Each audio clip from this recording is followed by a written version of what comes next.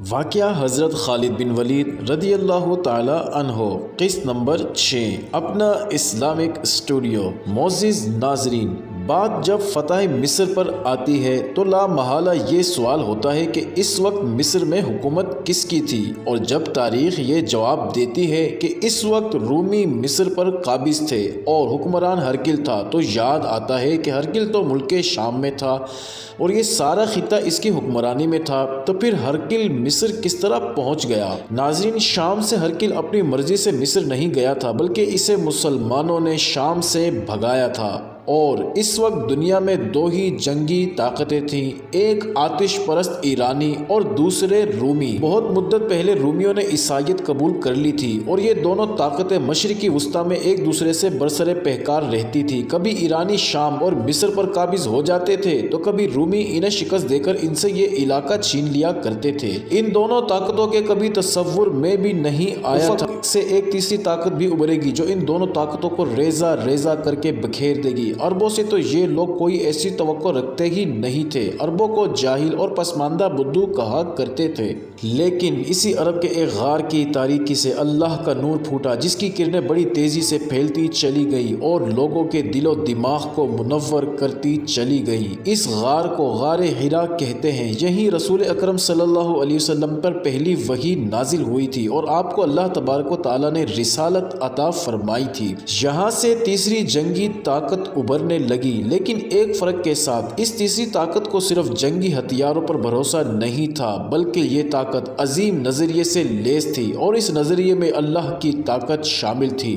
ایرانیوں اور رومیوں کو اپنی بے اندازہ گھوڑوں اور تیر و تفنگ پر ناز تھا، لیکن جب ان کے بڑے بڑے لشکر مسلمانوں کے چھوٹے چھوٹے لشکروں کے مقابلے میں آئے تو ان کے لیے میدان میں ٹھہرنا محال ہو گیا۔ یہ ایک نظریے اور عقیدے کا کرشمہ تھا جسے آج تک اللہ کا دین کہا جاتا ہے۔ تاریخ آج بھی حیران ہے کہ جن رومیوں نے ایرانیوں جیسی طاقت کو پے در پہ شکست دے دی تھی، وہ مٹھی بھر مسلمانوں کے ہاتھوں کس طرح پٹ گئے، اور پٹے بھی ایسے کہ مسلمانوں نے انہیں شام سے بے دخل ہی کر ڈالا اور ان کی فوجوں نے مصر میں جا کر دم لیا۔ ناظرین، تاریخ حیرت کا اظہار بھی کرتی ہے، اور اس سوال کا جواب بھی تاریخ کے دامن میں موجود ہے۔ ایک ایک لمحے کی داستان مسلم اور غیر مسلم مورخوں نے قلم بند کر کے تاریخ کے حوالے کر دی تھی، اور وہ آج بھی دنیا کے سامنے موجود ہے۔ یہ تفصیلات جنگی نوعیت کی ہیں۔ مورخوں نے مسلمانوں کی جنگی اہلیت، جذبہ اور فن حرب و ضرب کے معجزہ نما کارنامے لکھے ہیں۔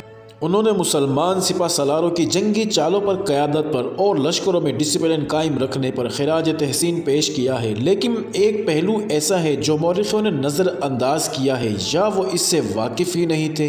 اس کی صرف ایک مثال پیش کی جاتی ہے۔ معزز ناظرین، جب مسلمان ابو عبیدہ خالد بن ولید اور عمرو بن عاص رضی اللہ عنہم کی قیادت میں رومیوں سے برسر پیکار تھے اور ہر میدان سے رومیوں کے پاؤں اکھڑتے جا رہے تھے، اس وقت اس علاقے کا ایک بڑا قلعہ بند شہر بہت شہرت یافتہ تھا۔ یہ تھا قنسرین۔ اس کی دفاعی پوزیشن بڑی ہی مضبوط تھی۔ یہ ایک الگ داستان ہے کہ حضرت خالد بن ولید نے قنسرین کو کس طرح فتح کیا تھا۔ یہاں بات ایک شخصیت کے سامنے آتی ہے جس کے حوالے سے ہم اسلام کے بنیادی تعلیمات اور عظمت واضح کریں گے۔ اس علاقے میں ایک شخص جبلہ بن الیہم غسانی تھوڑے سے علاقے کا بادشاہ بنا ہوا تھا۔ یہ اس کا اپنا قبیلہ تھا جو بنو غسان کے نام سے مشہور تھا۔ وہ رومیوں کے دوست تھا، اور جبلہ بن الیہم رومیوں کے شانہ بشانہ لڑنے کے سوا انہیں ہر طرح کی مدد دیتا تھا۔ جبلہ بے پناہ دولت اور خزانوں کا مالک تھا اور موقع پرست بھی تھا، اور رومیوں کا تو دوست تھا، لیکن مسلمانوں کو وہ اس طرح دشمن نہیں سمجھتا تھا جس طرح رومی سمجھتے تھے۔ جبلہ بڑے ہی صاف ستھرے ذوق و شوق کا مالک تھا۔ اسے عرب کے شاعروں کے ساتھ دلی محبت تھی۔ رسول اکرم صلی اللہ علیہ وسلم کے شاعر حضرت حسان بن ثابت انصاری رضی اللہ تعالی عنہ تو اسے سب سے زیادہ عزیز تھے، اور ان کے کلام پر وہ وجد میں آ جایا کرتا تھا۔ اس کے باوجود وہ رومیوں کا حلیف تھا، جو اس کی مجبوری تھی، کیونکہ اس کی چھوٹی سی سلطنت رومیوں میں گھری ہوئی تھی۔ ہرقل جب مسلمانوں سے شکست کھا کر بھاگا تو جبلہ بن الیہم نے اپنی عافیت اسی میں سمجھی سمجھی کہ اسلام قبول کر لے۔ اس علاقے میں مجاہدین کے جو لشکر لڑ رہے تھے ان کے سپہ سالار ابو عبیدہ رضی اللہ تعالیٰ عنہ تھے۔ جبلہ بن الیہم نے ان کی طرف اپنا ایلچی اس پیغام کے ساتھ بھیجا کہ وہ اپنے تمام تر قبیلے غسان کے ساتھ اسلام قبول کرنا چاہتا ہے۔ ابو عبیدہ کی نگاہ میں یہ ایک بڑی فتح تھی۔ انہوں نے اپنے ان 2-3 آدمیوں کو جبلہ کے پاس بھیجا جو غیر مسلموں کو ہلکا بغوش اسلام کرنے کے طریقے سے اچھی طرح واقف تھے۔